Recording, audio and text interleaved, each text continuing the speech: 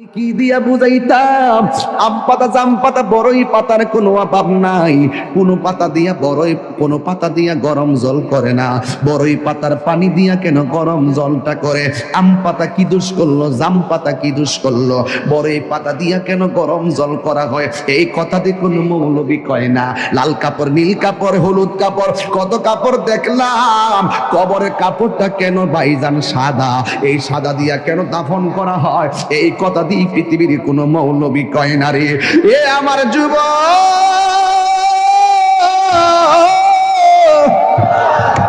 কি দিয়ে বুঝাবো কবরটা কেমন ডেঞ্জারাস? কি দিয়া বুঝাবো মরণটা কত কঠিন? কি দিয়া বুঝাবো তাহিরের একটা দিন চলে যাওয়া মানে হলো আমার জীবন থেকে চিরদিনের জন্য দিনটা চলে গেছে। কোটি টাকা দিয়েও এই ঘন্টার সময়টা আনতে পারতাম না। এখন আমি শ্বাস ফালাইতেছি, 1 টাকা বিল দেওয়া লাগে না। নদীর পারে হাওয়া খাই, বিল দেওয়া লাগে না। পল্লী বিদ্যুতের ফ্যান বাতাস খাইলে বিল দেওয়া লাগে। আইসিইউতে ঢুকা গেলে দিনে 50,000 টাকা গোনা লাগে। আমার আল্লাহ যে কত নিয়ামতের বাতাস আমরারে ঢুকাইতেছে, বাইর কইরাইতেছে, 1 টাকা বিল নেই না।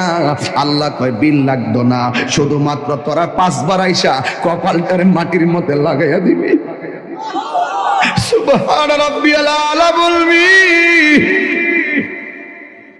দুনিয়ার মালিকের ডিউটি 20 দিন না করলে 20 দিনের বেতন কাটা। আর আমার আল্লাহ তোরে হাজিরা দিছে দৈনিক 5 বার। 1 মাসও হাজিরা দেও না, 2 মাসও দেও না, মাঝে মাঝে সিটারি হাজিরা দাও। কিন্তু আমার আল্লাহ ইচ্ছা করলে তোমার গলার মধ্যে কাটা লাগাইয়াও আমার আল্লাহ রিজিকটারে বন্ধ কইরা দিতে পারে। এরপরও আমার আল্লাহ রিজিক বন্ধ করে না কেন জানো নি? কারণ হলো আমার আল্লাহ কয় আমি আল্লাহ তো মায়া কইরা বানাইছি, মায়া লাগে। আপনি আল্লাহরে বলবেন আল্লাহ, আল্লাহ গো, আল্লাহ গো। এই দুনিয়ায় বিপদে পড়লে কত মানুষ তোরে সহযোগিতা করে, কিন্তু হাসরের ময়দানে কেউ কাউকে চাইবে না। আমার আল্লাহ জবানটারে বন্ধ কইরা দিবেন। আল্লাহ ওই হাতের সাক্ষী হাত দিবে, পায়ের সাক্ষী পা দিবে। কিছু কিছু মানুষ আমলনামা নেওয়ার জন্য পাগল হয়ে যাবে। আল্লাহ এই আযাব আর সহ্য হয় না, তাড়াতাড়ি ওই তো জান্নাত দাও নাইলে জাহান্নাম দাও, তাড়াতাড়ি আমরা আমলনামা দাও। আল্লাহ বলে ও ফেরেশতা, এ যখন তাড়াতাড়ি করে তার হাতটারে পেটের ভিতরে ঢুকাই দে। এবার বাম হাতটার পেটের ভিতরে ঢুকাইয়া এই হাতটারে পিছন দিকটা বাইর করবে। ওই বান্দা বলবে আল্লাহ তোমার কাছে আমলনামা চাইছি, তুমি কেন হাতটার পেটের ভিতরে এত কষ্ট করে ঢুকাইয়া দিলা? আমার তো নারী বুড়ি ছিঁড়ে গেছে, এই হাতটারে পিছন দিকটা বাইর করলা। আল্লাহ বলবে তুই না আমলনামা চাইছস, তাহলে পিছন দিকটা তাকায়া দেখ। এবার ডাক দিয়ে বলবে আল্লাহ আমি তো তাকাইতাম পারি না, পিছনে কি দিছো আমি তো দেখি না। আল্লাহ বলবে ফেরেশতারা, ও আমলনামা দেখতে চাই, গাটটারে ভাঙ্গা দে।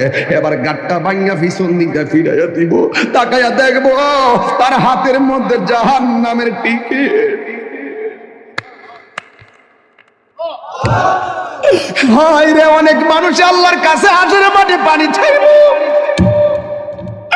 আল্লাহরে কইব আল্লাহ পানি পান করমু, পানি।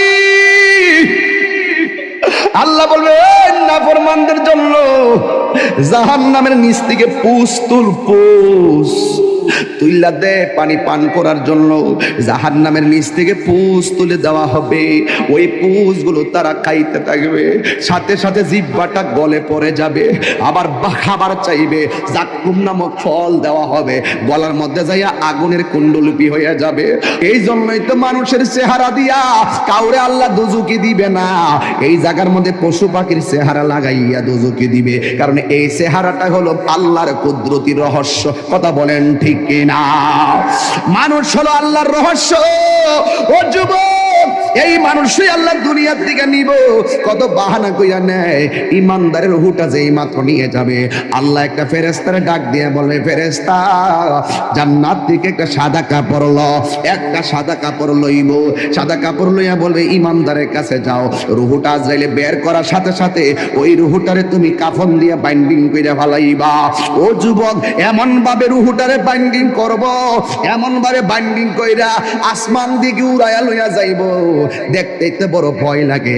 এমন ভাবে বুঝি তাহিরিরে বাইন্ডিং করব, এমন ভাবে বুঝি আপনারে বাইন্ডিং করব, দেখলই তো কেমন জানে লাগে,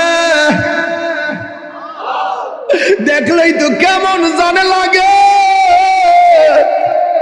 এইভাবে বুঝি আমার বাইন্ডিং করবো।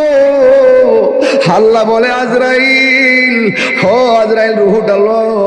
আবার কো জান্নাতের ফেরেশতা, আমার ইমানদারের রূহটারে জান্নাতের সাদা কাপড় দিয়া বাইন্ডিং কইরা ফালাইবি। এবার ফেরেশতা এসে বাইন্ডিং করে কইরা আসমানের দিকে একটা উড়াল মারে। এবার আসমানে যায়, প্রথম আকাশের ফেরেশতা কই, ও ফেরেশতা, যাওয়ার সময় দেখছি তোমার কোনো গ্রাণ নাই, কিন্তু এখন কোথায় থেকে খুশবু আসতেছে? কই এটা হইলো কথার কথা বলতেছে আর কি, যদি বাড়ি উড়ার ইমানদার হয় এমনে বলবে, এটা হইলো বাড়ি উড়ার ইমানদারের রূহ লইয়া যাইতেছি। সাথে সাথে প্রথম আকাশের ফেরেশতা এই রূহটারে সালাম দিব।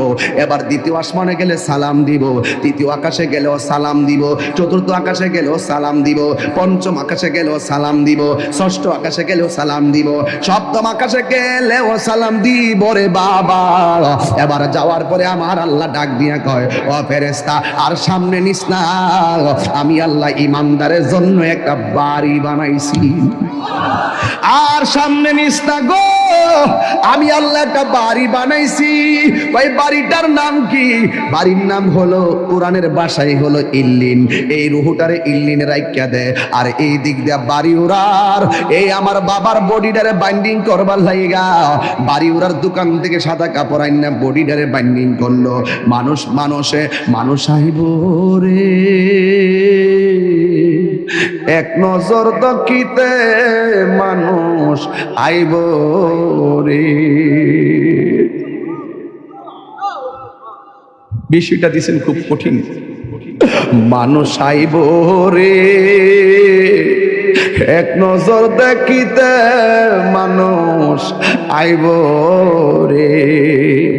দেহ কাচার অচিন পাখি, দেহ কাচার অচিন পাখি, উইরা যেদিন যাইব রে, এক নজর দেখিতে মানুষ আইব রে।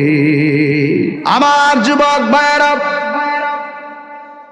আমার মুরব্বী বাবাজিরা, আমি দেখতেছি অনেকে নগদ 1000 টাকা দিতেছে, অনেকে 500 টাকা দিতেছে, 100 টাকা দিতেছে, অনেকে 10 টাকা দিতেছে। আল্লাহ, এই মাহফিলে হাজার হাজার মানুষ যারা এই মাদ্রাসার জন্য টাকা দিয়ে দিতেছে, টাকা দেওয়ার প্রতিযোগিতায় মাঠে নেমে গেছে, আল্লাহ মেহেরবানি করে তুমি সবার দান গুলাকে তোমার দরবারে কবুল আর মঞ্জুর করে নাও।